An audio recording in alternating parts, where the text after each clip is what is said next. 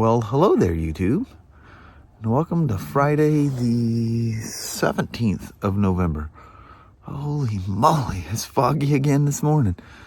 So, we thought it was going to get the day before was 28 degrees. We thought, surely it'd be colder this morning than it was yesterday morning. And, yeah, it only made it to 30. That's plenty cold. It's 33 now as we're leaving. There's a whole lot of light coming through that tree that wasn't there before. And the ground looks like a leaf vest. Poor old cherry tree. Look, all of them are all sparse. There's gonna be, all of them gonna look like that, just gonna be twigs. What's funny is the cherry tree behind this one is nothing but twigs, but it gets exposed to more wind than this one. But anyway, it's Friday. Let's bust her out. 40 degrees. A seagull. Oh, he's right there. Oh, that would be why we Seagull's just carrying on up there. Man, very nice out though. It is. Nice sunshine. Went through periods of deep fog and then back out in the sun. Deep fog, back out in the sun. The sun feels good. Yep. Yeah, it's very relaxing. Mm-hmm. Very comfortable ride to work. Take a little nap. Yeah. Just coming here. Well, we had to ride to work. We need to take a little siesta. Yeah, I'll see you in a couple hours. Yeah.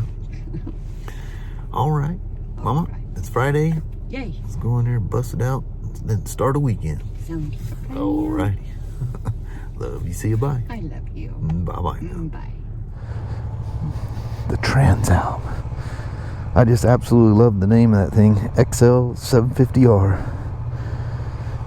So in 84, 85, I'm not sure which, our service rep for Honda, I was at PIR in the races, and some guy comes pulling up on this big old, I remember it was blue, this big old blue monstrosity, and it was a it said Dakar on it, and the guy's talking to me. He's got like one of those old Simpson dirt helmets. You remember those things? And he's talking to me, and I'm like, who the heck is that? We'll just call him Fred. I go, oh, Fred. I said, what in the heck do you got there? Well, it was a prototype of the NXR 750 Dakar. And where's the turn signals? Oh, regular, just down there. Take a little. I figured out how to do all the mode switch because I went through set clock, time, and all that kind of good jazz. Watch the water spots. But anyway, it was a prototype, and I'm like, what is this thing? And he goes, you want to ride it? I said, well, heck yeah, I want to ride it. So he goes, look, this thing cannot touch the highway. Do not leave the facility, because you could, once you went through the gates at PIR, like you're leaving, that's considered public highway out there. Once you're in the facility, you're in a closed course area, you know. He goes, you can ride up inside this big old hill outside the pits, and it went up, and there's these great big like billboard signs and stuff that ran up there, and I could run down. You go past the pits, and there's a frontage road that ran along the drag strip there behind the stands, and went ripping through there, played up and down that hill, just had a ball with it. Had a big old gash in the right side of it, and he said it was a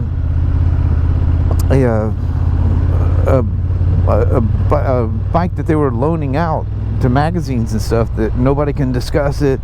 But anyway, yeah, I said, don't, just keep it quiet, don't discuss it, don't go crazy telling everybody about it, because this may or may not ever show up.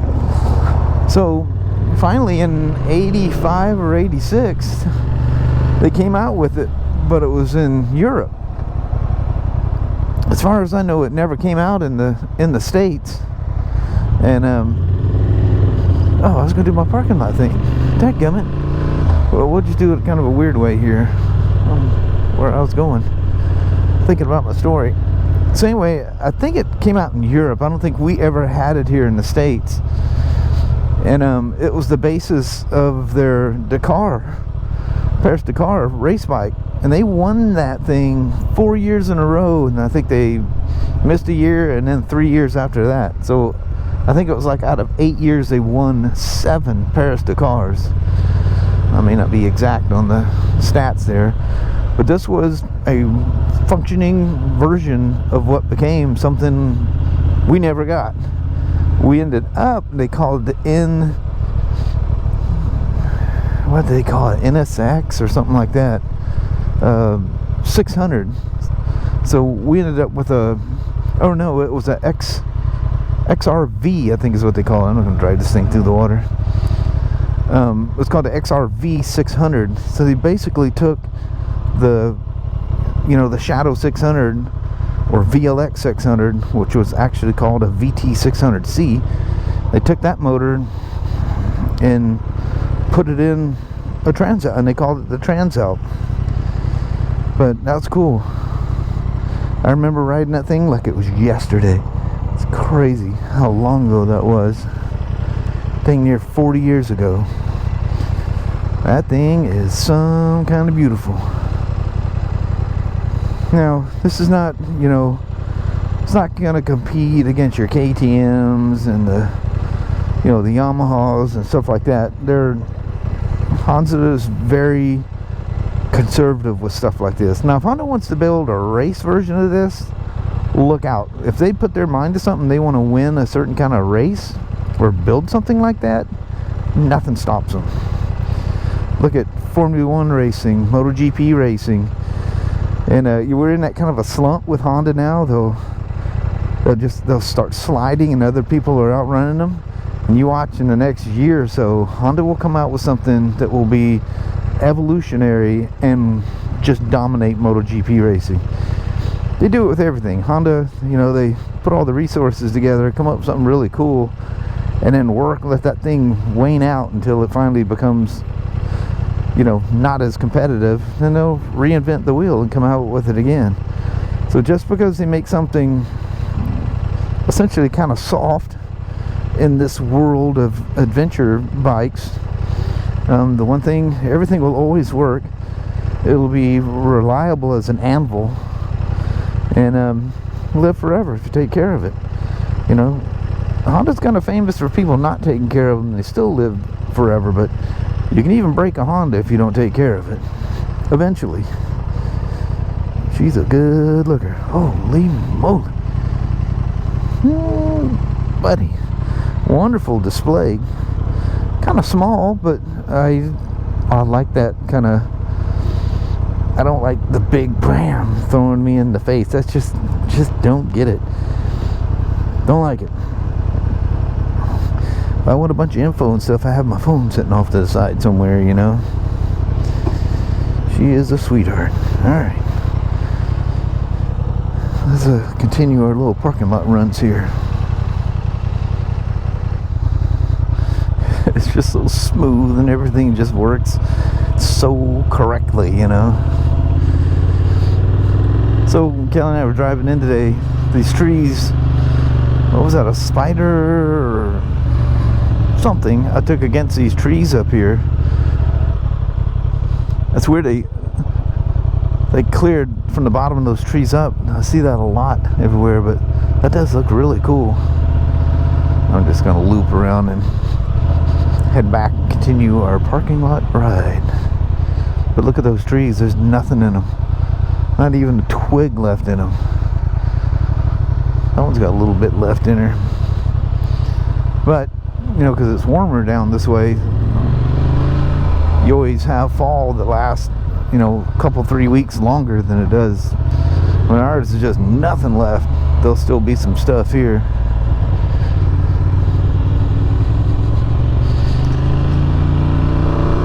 Got a wonderful sound to her. It's that like that cross plane, or I'm sure Honda uses their term for it. It sounds like it's more than, well, it sounds like a V-twin. Oh, it's got wonderful diesel braking. Thank you, Honda, for not thinking people don't know how to ride and add that junk to it. Of course, it's in sport mode. Probably put it in something else and you may lose some of that. It'll feather the throttle plates and not let the decel happen. I get so weirded out with the turn signals being in weird places.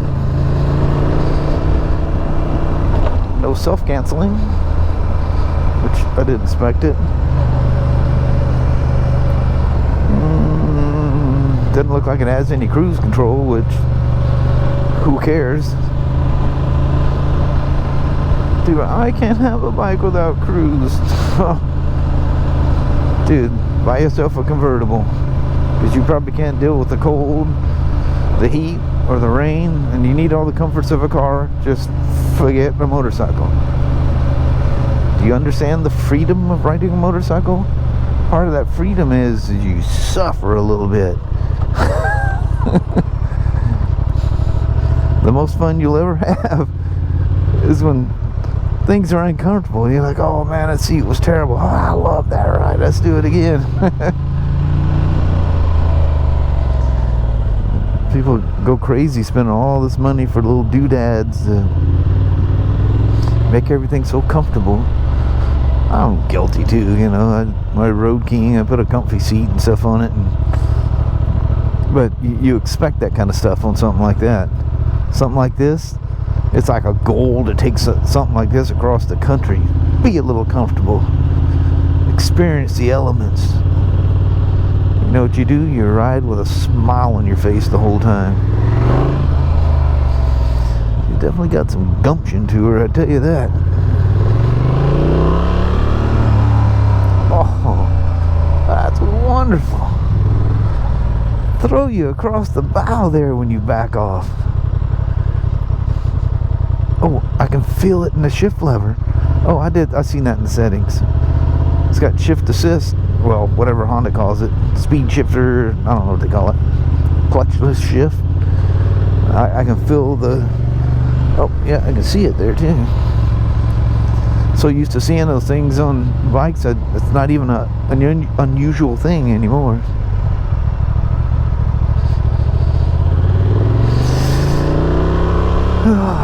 I'm not wearing a coat or nothing. Man, I went upstairs and do something there, and I come walking downstairs. I said, I'm going to ride that Honda, and I'm not even going to put a coat on. It's 51 out here, and it feels perfect. When you wake up in the 20s and low 30s every morning, 50 feels fantastic. Look at that. Look at them pretty there trees.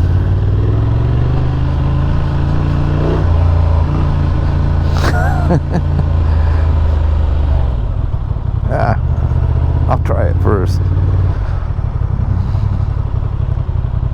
Oh, look at that. We got a hole. Got kind of a skinny hole, but I'm on a mow pickle. We can make it. I hope. It's kind of like splitting lanes here.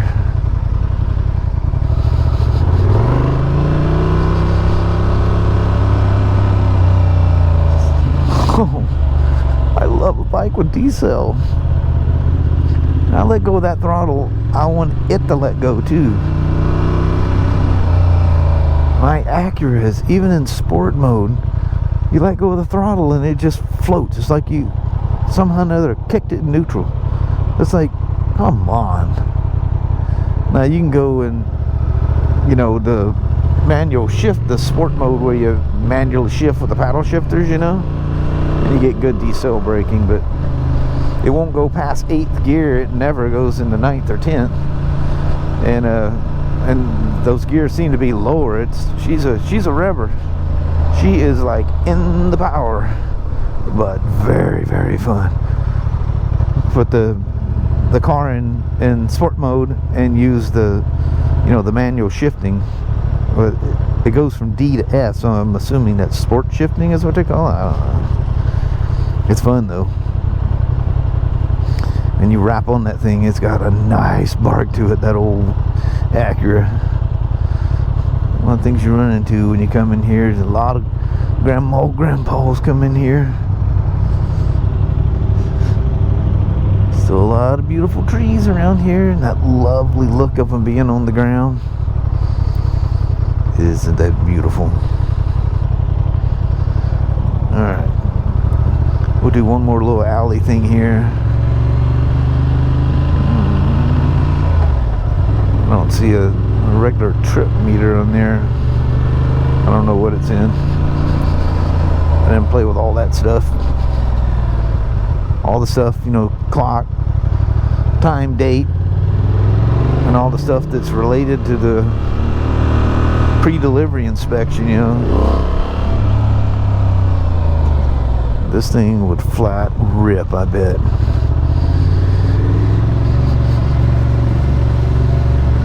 Yeah, this is a sleeper. I bet you she goes a whole lot better than you think she does. Enough that you would just have crazy fun in it. Super low to the ground. I straddle this thing for the first time. I go, oh, what the heck? I'm just barely on it. You can tell this thing would rip. You gotta always look, because sometimes they'll cut underneath you, thinking you're taking a left-hand turn. I said, no, I'm taking the turn so I can see what's around the turn. No canceling winky dinky. Cool little mode switch. It goes up and down, left and right. Function, mode. Mode seems to switch between the mapping modes. And like everybody, you know, flash to pass, high beam. Most of them have it on the front. Honda's just got a little bit different hazards. She's a sweetheart. Alright, I'm a roll. Thanks for coming along for the ride. I'll tell you what, it wouldn't take much or nothing to talk me into one of these. So I come back and Tim goes, what are you doing? So I brought it back here. I was going to check things over, you know, after a ride. That's part of the thing I check off. Is there any leaks, or you go over it? So I was going to throw it on my bench, and well, I already did it and take it off, turn it around. But he goes, about 3 salesmen come down. Where's that XL750R? He goes, that's supposed to be here. He goes, yeah, it's out being test ridden. What? They didn't realize it was me riding it. He goes, Shawn just put it together. Calm down. He'll be back here in a few. And I come through the lot. You seen the one guy wandering out there. He was looking for it too. It wouldn't take nothing to talk me into that thing. Super comfortable. More than enough performance. Sounds great. It's a Honda. How do you not love a Honda? Well, that's a lot of blue in that. It's coming through the windows. I apologize for that. But that's cool. Very lovely motorcycle. Well, hello there, YouTube. How about this? We got home. Well, it's after sunset, but we got a lot of twilight. Look at these skies over here. The pretty skies. The fog's coming in. That's some good birdie right there. We just hooked the girls up. The car's still sitting that way, and you put her away. Yeah, I said, "There's light. Let's do a goodbye outside." In the daylight. That's a rare thing anymore. I know. This time of year, and it's got a heck of cold out here. Of course, we've been sitting in a nice warm car too. I know it. Now we're going to sit there and shut the car. Anyway, hope you enjoyed that XL750R. That's pretty cool looking. You know, I think retails for $10,000. What the heck? What? Yeah. Oh man, that thing is cooler than heck. Man, that's nice. She runs good. I guess it's got like 23 more horsepower than the Yamaha, the T7, the Tenere. Man, didn't know that. But yeah, that's nice. That's a really nice motorcycle. Yeah. But anyway, on that, we're gonna start our weekend. Alrighty. Well, thank you guys so much for watching. We really do appreciate it. We will talk to you tomorrow. Same smoke time, same smoke channel. Don't forget to give her a thumbs up. You guys have a wonderful Saturday or Sunday. Heck yeah, it's a good thing to put away and go into warm house. I know, my nose keeps tickling. All right, thanks for watching now. Bye-bye.